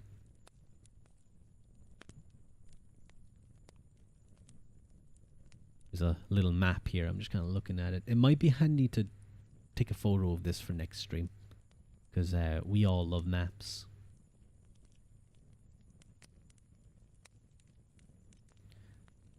The Coga then gives a lengthy description of both sides as they prepare for battle, full of show-off alliterative adjectives, which, though tedious to modern tastes, one can imagine being read out aloud with gusto to an assembled audience. Here is a small part of what it says of the Norse, for example, although it does lose a lot in translation. They had for the purposes of battle and combat, and for their defiance, and for their defence, sharp, swift, bloody, crimson, bounding, barbed, keen, bitter, wounding, terrible, piercing, fatal, murderous, poisoned arrows, which had been anointed and browned in the blood of dragons and toads, and water snakes of hell, and of scorpions and otters, and wonderful venomous snakes of all kinds, to be cast and shot at active and warlike and valiant chieftains. As for Brian's forces, these had for the purposes of battle and combat above their heads spears glittering, well riveted, empoisoned with well-shaped, heroic, beautiful handles of white hazel, terrible sharp darts, and variated silken strings, thick set, with bright dazzling shining nails, to be violently cast at the heroes of valour and bravery. They had with them also great warlike, bright, beautiful, variegated shields, with bosses of brass and elegant chains of bronze, at the side of their noble, accomplished, sweet, courteous, eloquent clansmen. They had with them also crested golden helmets, set with sparkling, transparent, brilliant gems and precious stones, on the heads of chiefs and their royal knights. It's kind of like that for like 2 more paragraphs, so I'm actually just going to move on. It's a bit much.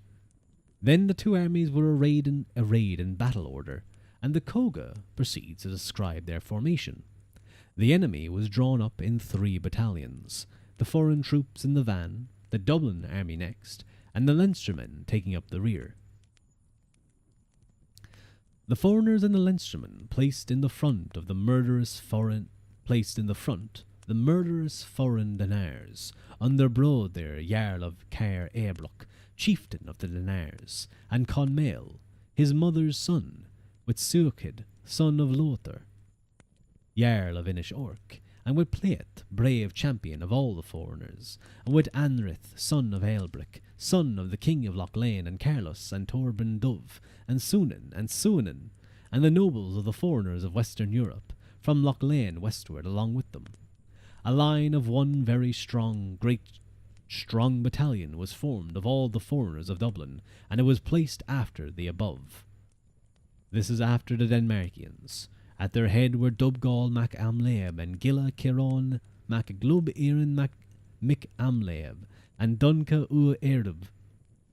Oh my god. At their head also was Oter Dub and Grisson, and Lumen, and Snagir, 4 viceroys of the foreigners, and 4 commanders of fleets. I regret to inform you that you have new fan art, drawn by me and not lewd. Don't worry. Thank you, Aqua. That's very kind of you. I can't wait to see myself on a little trampoline. I do like trampolines. They're very fun. I look forward to it. Well, I assume it's the trampoline art. But thank you, Aqua. It's very kind of you.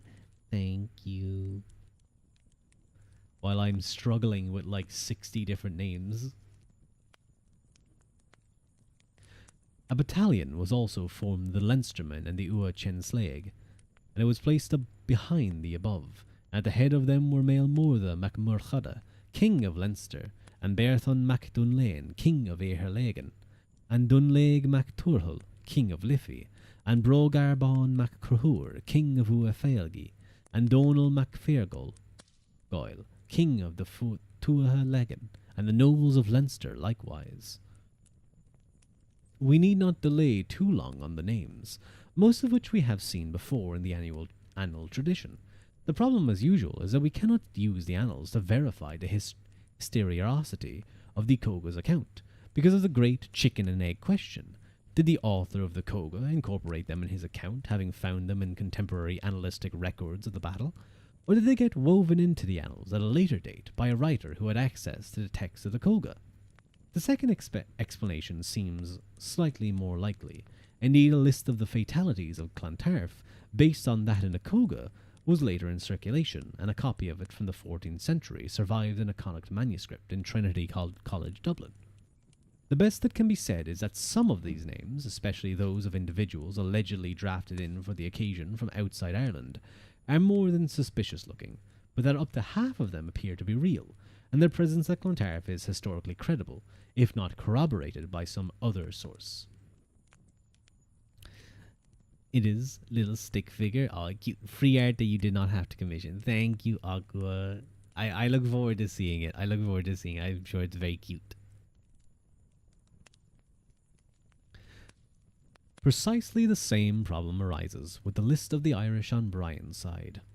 At the head of these were the matchless, ever-victorious Hector of the many-nationed heroic children of Adam, namely Mircud, son of Brian. Along with him were also Terdelbuck, his son, the best Rig Domna of his time in Ireland, and Conaing Mac Donachon, one of the 3 men most valued by Brian that were then in Ireland, and Niall Uachuan, and Echu Mac Dundeag, and Cú Dillig Mac Kennetig, the 3 attendants of Brian, and Donal Mac Diarmata, king of Corcu Basind, and the greater parts of the men of bravery and valour of the Dalcash along with them. One very strong and great battalion was also formed of the chosen hosts of all Munster, and was stationed in the rear of the former. At the head of these was Motla Mac Donal Mac Micphelon, king of the Deity, and Magnus Mac Amchada, king of Ualachen, and the brave and heroic of all Munster along with them.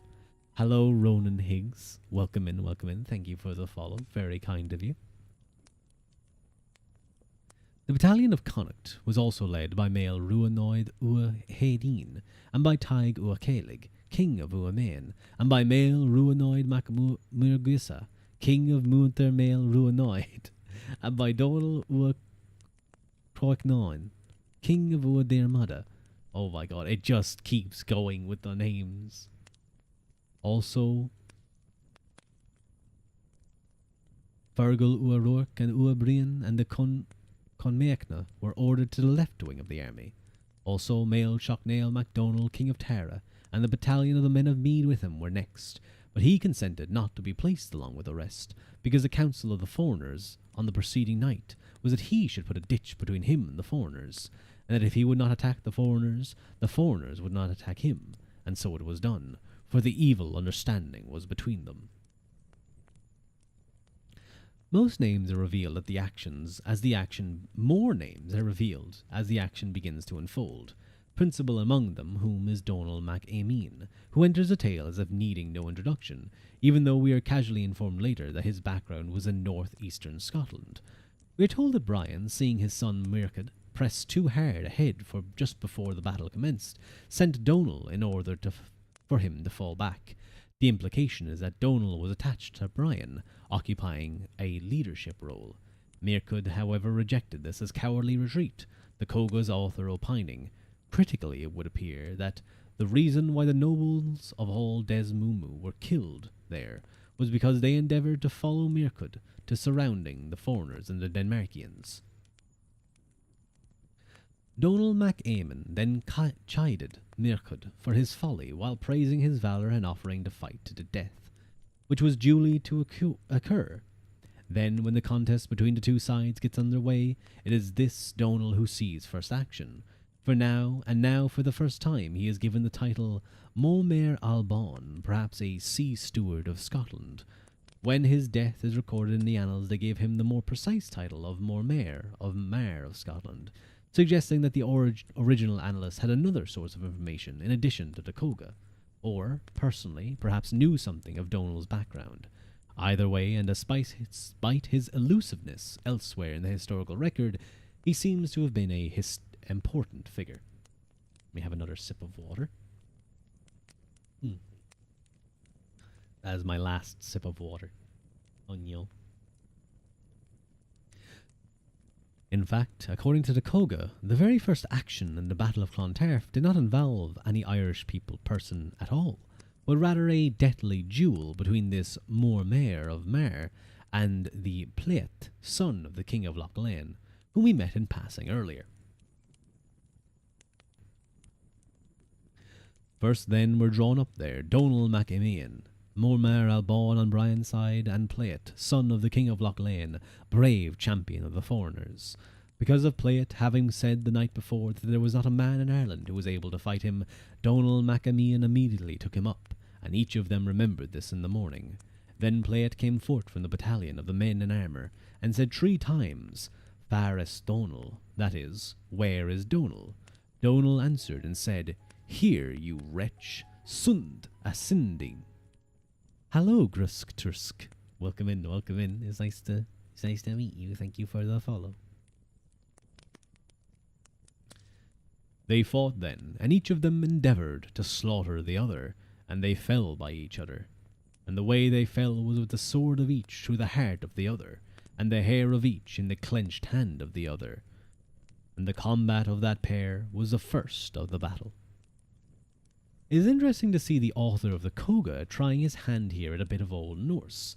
Faris from Norse haver is haveres, where is, and sninding for N-I-D with a line through it, I-N-G-or. I feel like if I said that, I would get cancelled. If I said how that looks, I might get cancelled. Wretch or scoundrel. Which might suggest contact with the Hiberno Norse settlement in Limerick. And while it is hard to imagine the Battle of Clontarf beginning with a bout of single combat between champions, drawn from each side, what matters most perhaps is the prominent role ascribed to the Mormaer of Mar. In a sense, it does not matter if the story is true. What does matter is that this author thought it expedient to provide such a role. When individuals get a mention in a text, it is usually for a reason. If they crop up on Brian's side, it is often indicative of a political alliance. We must bear this in mind when examining the broad context of Clontarf.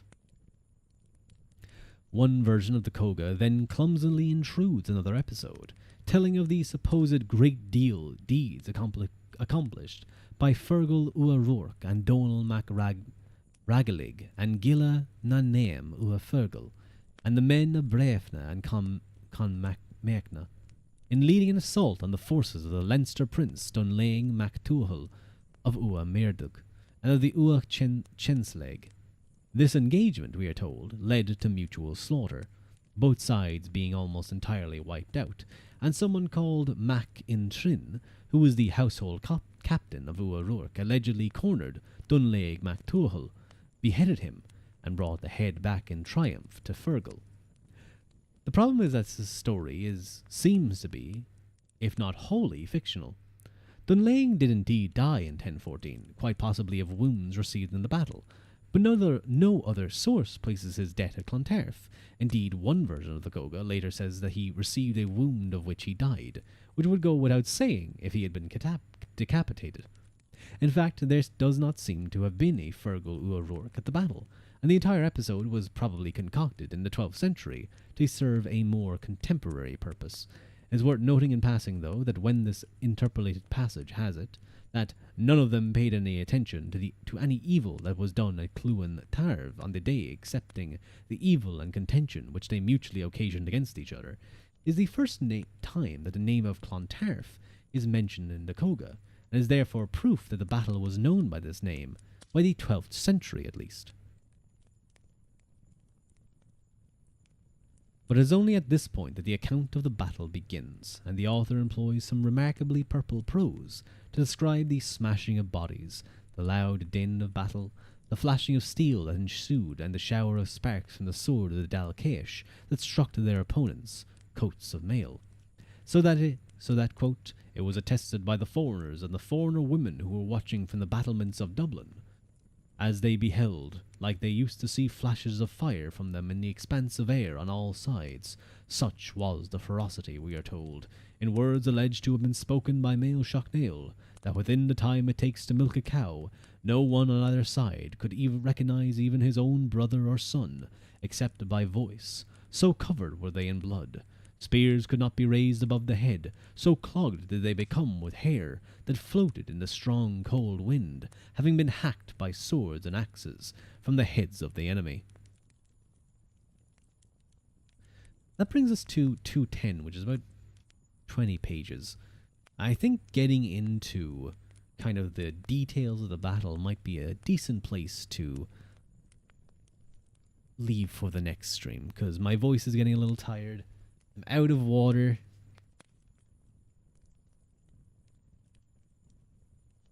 So yeah, so I'm just getting a little tired. Oh no. Okay, we're all good. I think people may be asleep or chilling out and just kind of resting.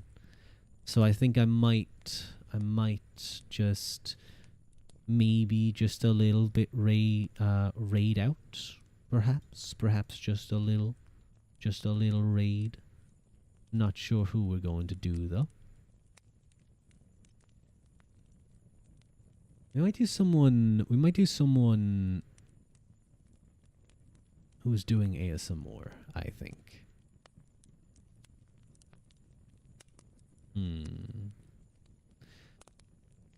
Who's this?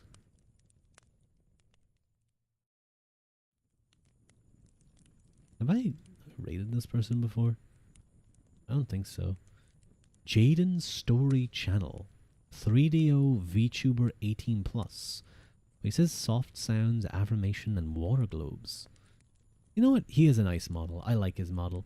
Ooh, I clicked the wrong button. Oh, I can bonk him. Oh, okay, I just broke my screen. That's a neat system. Neat overlay. I think we went there before. Maybe we did. Sorry, sometimes it's hard to keep track of everyone's names. The model does look very familiar, actually. The model does seem very familiar. Jaden sounds familiar too. Just Story Channel doesn't. That's the only part that doesn't sound familiar to me. But I will start the raid. We'll go raid. We'll go sub raid. Wow, you don't even keep a notebook. I'm sorry. It's hard to remember everyone. Late, thank you for stream. Thank you guys for showing up. Thank you, Haru. Thank you, Aqua. Thank you, Legend. Thank you for all the follows we got today. Actually, we got a nice bit of follows. Just kind of threw out. But yeah, I'm gonna go get some more water and rest my voice. Maybe I have some slices of that Terry's chocolate orange that I bought earlier. I was having some before stream and it was very tasty. God, Terry's chocolate orange is so good. Oh yeah. Thank you guys for showing up. Garev Mila Mahagut and Slán Gafol. And I hope to see you guys again soon. Maybe for a normal ASMR stream. Maybe for maybe we'll finally get to play Darkest Dungeon someday. One of these days. But yeah, I'm gonna raid you guys out. See ya. Bye bye.